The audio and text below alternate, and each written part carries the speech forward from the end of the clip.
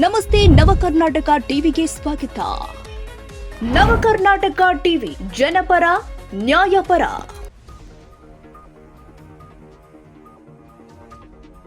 ತುಮಕೂರು ಮಾನ್ಯ ಜಿಲ್ಲಾಧಿಕಾರಿಗಳು ಹಾಗೂ ಜಿಲ್ಲಾ ಪಂಚಾಯತ್ ಮುಖ್ಯ ಕಾರ್ಯನಿರ್ವಾಹಕ ಅಧಿಕಾರಿಗಳ ಅಧ್ಯಕ್ಷತೆಯಲ್ಲಿ ಜಿಲ್ಲಾಧಿಕಾರಿಗಳ ಸಭಾಂಗಣದಲ್ಲಿ ನಿವೇಶನ ಹಂಚಿಕೆ ಕುರಿತು ಪ್ರಗತಿ ಪರಿಶೀಲನಾ ಸಭೆಯನ್ನ ನಡೆಸಲಾಗಿದೆ.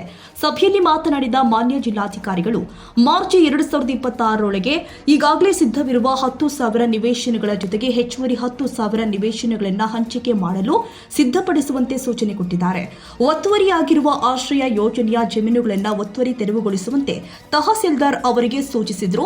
ಸರ್ವೆ ಇಲಾಖೆಯ ಎಡಿಎಲ್ಆರ್ಗಳಿಗೆ ಜಮೀನುಗಳಿಗೆ ಗಡಿ ಗುರುತಿಸಿ ಅಗತ್ಯ ಕ್ರಮ ವಹಿಸುವಂತೆ ಸೂಚನೆ ಕೊಟ್ಟಿದ್ದಾರೆ. ಯೋಜನಾ ಇಲಾಖೆಯ ಅಧಿಕಾರಿಗಳಿಗೆ ಬಾಕಿ ಇರುವ ಎಲ್ಲ ನಕ್ಷೆಗಳನ್ನು ಅನುಮೋದಿಸಿ ಕೊಡಲು ಕಟ್ಟುನಿಟ್ಟಿನ ಆದೇಶ ನೀಡಿದ್ರು.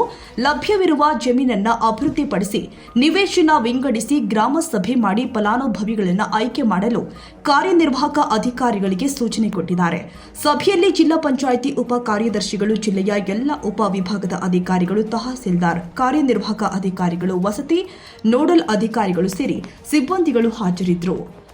ವರದಿ ಶಿಲ್ಪಾ ಆರ್ ಗೌಡ, ಮುಖ್ಯ ವರದಿಗಾರರು, ನವಕರ್ನಾಟಕ ಟಿವಿ.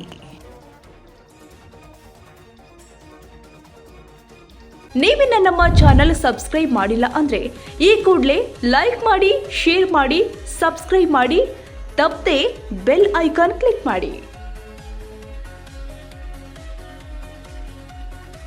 ಬೆಂಗಳೂರು ಶಿವಮೊಗ್ಗ ಹೆದ್ದಾರಿ ಚೆಲುವನಹಳ್ಳಿ ಪಕ್ಕದಲ್ಲಿ ನ್ಯೂ ಅಭಿರುಚಿ ಡಾಬಾ. ಇಲ್ಲಿ ಶುದ್ಧ ವೆಜ್ ತಿಂಡಿಗಳು ಸವಿಯಬಹುದು.